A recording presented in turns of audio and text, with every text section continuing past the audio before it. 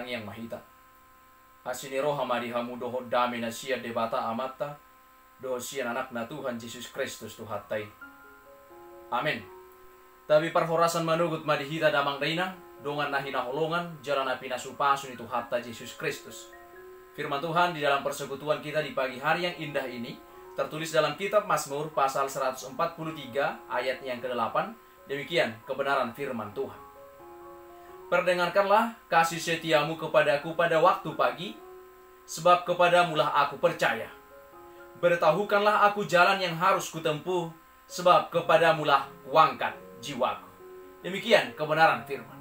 Saudara-saudara yang terkasih Bapak Ibu, di dalam nama Tuhan kita Yesus Kristus, tidak bisa disangkal bahwa pengulangan seruan pemazmur seperti dengarkanlah doaku, berikanlah telinga kepada permohonanku, dan jawablah doaku, memberikan kesan bahwa pemazmur melemparkan dirinya sepenuhnya ke dalam tangan Allah yang dipercayainya murah hati. Tidak ada tempat yang lebih aman selain berada di dalam tangan Sang Pencipta. Krisis hidup yang berat dapat membawa seseorang semakin dekat kepada Allah atau malah menghindar dari Allah. Pengalaman Daud dalam Mazmur 143 menunjukkan bahwa dalam krisis yang dialaminya, Daud tetap berserah kepada Allah. Daud meneriakkan kegalauan hatinya kepada Tuhan. Dia berteriak meminta kelegaan dari Tuhan. Namun kelegaan yang akan Tuhan berikan kepada kita belum tentu semerta-merta menghilangkan masalah kita. Mungkin masalah yang kita hadapi akan tetap ada, tetapi Tuhan menjanjikan kekuatan kepada kita untuk mampu menghadapi masalah itu.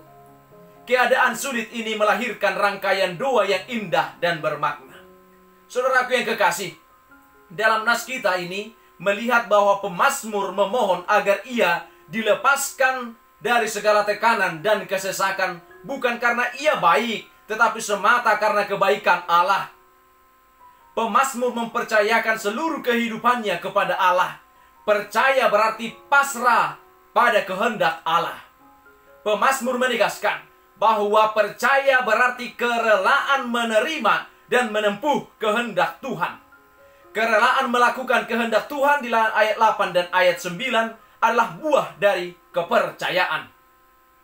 Amang hinang dongan nahina holongan, pemazmur memahami bahwa kehendak Allah lebih dari segala sesuatu. Ia memang ingin keluar dari krisis, tetapi ia tetap ingin agar Allah sendiri yang menuntunnya melewati hari-hari yang penuh dengan kesukaran itu. Mazmur ini ditutup dengan seruan agar dirinya dihidupkan kembali, ayat yang ke-11. Penghidupan kembali ini bukanlah sekedar penghidupan fisik, tetapi secara mental, psikologis, dan spiritual. Ia perlu mendapatkan kesegaran dan kekuatan baru untuk hidup.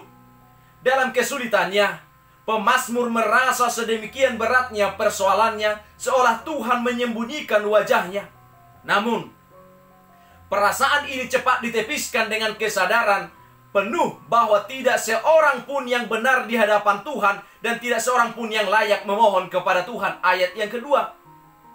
Di tengah krisis yang dialaminya, pemazmur tidak menghindar dari Allah, tapi justru ia memerlukan Allah karena musuh-musuhnya sudah dekat dan mengancam jiwanya. Ayat 3 dan ayat yang ke-6. Gambaran yang digunakan sangat kelam. Pemazmur menunjukkan bahwa secara psikologis dan spiritual ia telah hancur. Mirip seperti orang yang telah lama meninggal. Krisisnya makin menjadi-jadi ketika ia mengingat akan pekerjaan Allah dalam sejarah perjalanan kehidupannya. Di ayat 5 dan ayat yang ke-6. Ia juga mengharapkan hadirnya titik cerah dalam situasi yang dihadapinya. Ia seperti tanah yang tandus, putus asa menantikan pertolongan daripada Tuhan. Itulah yang dialami pemazmur pada saat itu. Akan tetapi, dasar doa yang benar adalah mengakui keberadaan Allah. Oleh karena itu, pemazmur melandasi permohonan dan pengharapannya semata-mata pada kesetiaan, keadilan, dan kebaikan Allah. Ayat 1b dan ayat yang ke-5. Keyakinan pemazmur dilandaskan atas pengenalan sendiri akan Allah yang telah hadir dalam sejarah bangsa Israel. Pemazmur memohon agar ia dilepaskan dari segala tekanan dan kesesakan, bukan karena ia baik, tetapi semua semata karena kebaikan Allah. Pemazmur mempercayakan seluruh kehidupannya kepada Allah. Percaya berarti pasrah pada kehendak Allah. Sekali lagi, percaya berarti pasrah pada kehendak Allah. Pemazmur menegaskan bahwa percaya berarti kerelaan menerima dan menempuh kehendak Tuhan. Kerelaan melakukan kehendak Tuhan adalah buah dari kepercayaan. Pemazmur memahami bahwa kehendak Allah lebih dari segala sesuatu. Amang inang dongan na hinaholongan di bagasan Kristus Yesus. Penghidupan kembali yang diinginkan oleh pemazmur dalam nas kita ternyata jauh lebih daripada fisik, melainkan sampai kepada mental dan psikologisnya. Perhatian utama pada Daud di Mazmur ialah kesulitannya yang ditimbulkan oleh musuh-musuhnya. Namun menjelang akhir Mazmur ini, sebagian besar perhatiannya adalah untuk menemukan dan mengikuti jalan Tuhan baginya untuk melangkah maju. Saudaraku yang kekasih, tentu sudah banyak hal yang telah Tuhan nyatakan dalam kehidupan Amang Inang. Di tengah-tengah gereja, di tengah-tengah persekutuan, terlebih di tengah-tengah keluarga maupun di tengah-tengah pekerjaan kita. Ingat, Tuhan pun terus rindu menyatakan kehendaknya bagi Amang Inang dan saudara terkasih. Bagian kita adalah taat kepada kehendaknya. Kiranya di tengah segala situasi yang kita alami, baik atau suka maupun duka, kita terus berserah dan bergantung penuh kepada Allah. Marilah kita terus memohon kepada Allah seperti Daud dalam Mazmur 143 ini yang berkata, "Ya Allah, perdengarkanlah kasih setiamu dan beritahukanlah jalanmu." Saudaraku yang kekasih, pemazmur juga mengatakan bahwa ia akan mengangkat jiwanya kepada Tuhan. Apa maksud kuangkat jiwaku? Tumbuhan hanya mempunyai tubuh, tidak bisa berpindah tempat.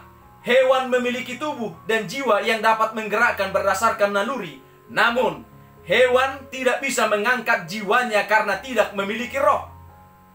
Manusia terdiri dari tubuh, jiwa, dan roh. Jiwa berada di antara tubuh dan roh, maka manusia dapat menurunkan jiwanya ke tingkat tubuh atau mengangkat ke tingkat roh. Contohnya, perilaku manusia yang menurunkan jiwanya ke tingkat tubuh, marah yang meledak hingga melakukan kekerasan. Sehingga pengemudi seperti sepeda motor menyenggol sebuah mobil, pengemudi marah dan memukul pengemudi motor. Bukankah perilaku ini seperti hewan yang merasa teritorinya diserang, lalu marah dan balas menyerang, jiwa turun ke tingkat tubuh.